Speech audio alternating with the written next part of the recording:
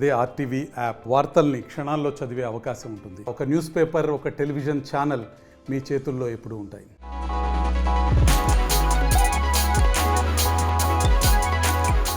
ఉద్యోగాల వేటలో అలసిపోయిన ఓ యువకుడు సరికొత్త ఆలోచనతో ఉపాధి బాట పట్టాడు. ఆ సరికొత్త ఆలోచనతో తన భవిష్యత్తును బంగారు బాటలు వేసుకుంటున్నాడు ఆ యువకుడు. అసలు ఆ యువకుడు ఎవరు, అసలు ఆ స్టోరీ ఏంటి ఒకసారి చూసొద్దాం పదండి. సో ప్రస్తుతం మన దగ్గర ఒక యువకుడు అందుబాటులో ఉన్నాడు. ఈ యువకుడు దాదాపు తను బీ.ఫార్మసీ ఉద్యోగం చేసి బీ.ఫార్మసీ చదువుకొని హైదరాబాదులో ఉద్యోగం చేసేవాడు. సో చాలని జీతాలతో జీవనం గడిపే బదులు ఏదైనా కొత్త తరహాలో ప్లాన్ చేస్తే బాగుంటుందని చెప్పేసి గత సంవత్సరంగా ఆలోచించి ఇలా హలో చాయ్ పేరుతో ఒక మొబైల్ టీ సెంటర్ని ఏర్పాటు చేశాడు ఆ యువకుడు. సో పూర్తిగా ప్రభుత్వ ఉద్యోగాల కోసం ఎంతో కష్టపడి ప్రభుత్వ ఉద్యోగాల కోసం పరీక్షలు రాశాడు. కానీ తనకు ప్రభుత్వ ఉద్యోగం ఏదీ రాలేదు. బీ.ఫార్మసీ చదువుకోవడంతో కొంత హైదరాబాద్లో గత కొన్ని సంవత్సరాలుగా ప్రైవేట్ ఉద్యోగం కూడా చేశాడు. సో చాలని జీతాలు, పెరుగుతున్న ధరలు, కుటుంబ బాధ్యతలు ఎక్కువయ్యి ఇదంతా కాదు ఏదన్నా సరికొత్తగా చేయాలని చెప్పేసి కొంతకాలంగా ఆలోచించి సరికొత్త ఆలోచనలతో మొబైల్ టీ సెంటర్కి శ్రీకారం చుట్టాడు. సో ఒక పాత ఆటోను కొనుగోలు చేసి దాని వెనుక భాగంలో టీ కప్పు ఆకృతిలో ఉన్న ఒక క్యాబిన్ని తయారు చేయించాడు. సో దీనికోసం పూర్తిగా యువకుడు 2.5 లక్షలను వెచ్చించాడు. టీ కప్పు రూపంలో ఉన్న క్యాబిన్తో పాటు ఆటోకు సైతం కాఫీ కలర్ వేశాడు. సో పూర్తిగా విజువల్స్లో చూసుకోవచ్చు. సో మనం ఇప్పుడు ఆ యువకుడితో మాట్లాడే ప్రయత్నం చేద్దాం. అసలు ఆ యువకుడి ఫీలింగ్ ఎలా ఉందో చూద్దాం.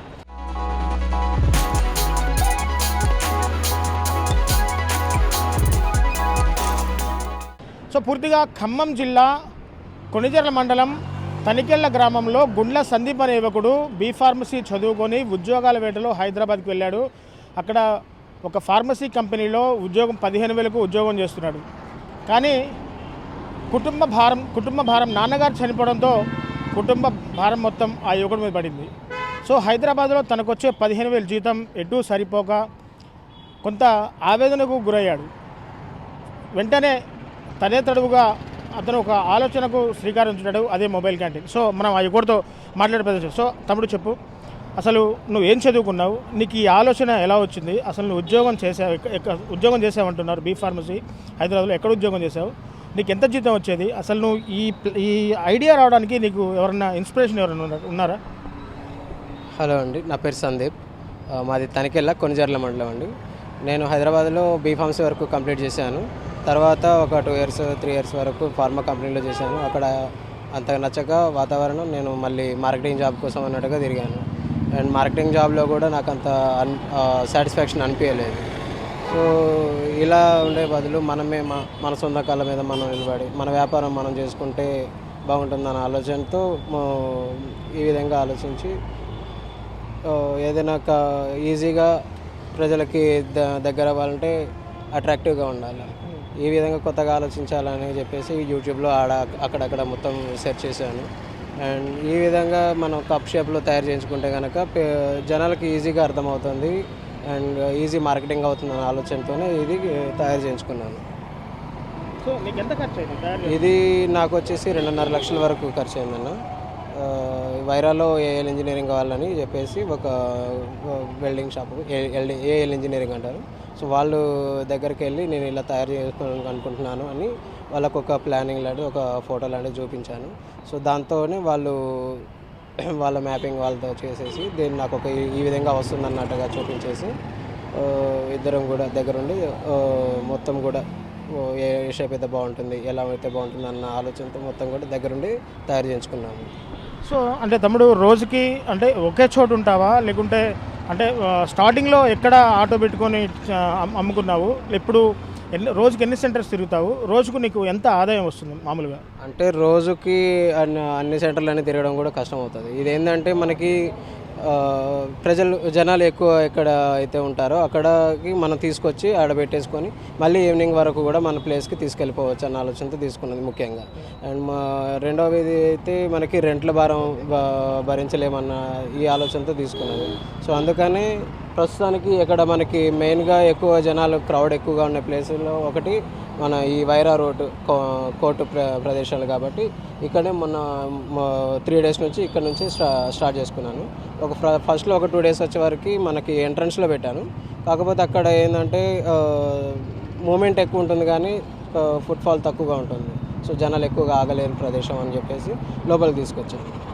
సో రోజుకి నీకు ఆదాయం ఎంత వస్తుంది తమ్ముడు? ఖర్చు ఎంత వస్తుంది, ఆదాయం ఎంత వస్తుంది? ప్రస్తుతానికి మాత్రం ఇప్పుడిప్పుడే స్టార్ట్ అవుతుంది. ప్రజలు కూడా జనాలు కూడా చూస్తున్నారు ఇప్పుడే. సో ఏది ఇక బాగుంది అన్నట్టుగా వస్తున్నారు, బాగుంది అంటున్నారు. అండ్ నాకు వచ్చేసి ఇప్పటికీ ఒక 100 ఛాయలు అమ్ముడుపోతున్నాయి ప్రస్తుతానికి. ఇప్పుడిప్పుడే పికప్ అవుతుంది. అంటే నీ దగ్గర అంటే రెగ్యులర్గా ఛాయ్ షాపుల్లో దొరికే ఛాయల కంటే నీ దగ్గర వెరైటీ ఛాయ్స్ ఏమేమి, అంటే నీ హలో ఛాయ్లో వెరైటీ ఛాయ్స్ ఏమేమి దొరుకుతున్నాయి? ఎన్ని రకాల ఛాయ్లను అమ్ముతున్నావు? అంటే ఒకే రకమైన ఛాయ్ అయితే ఎవరో ఒకరు వస్తారు, కొంతమంది వెళ్ళిపోతారు.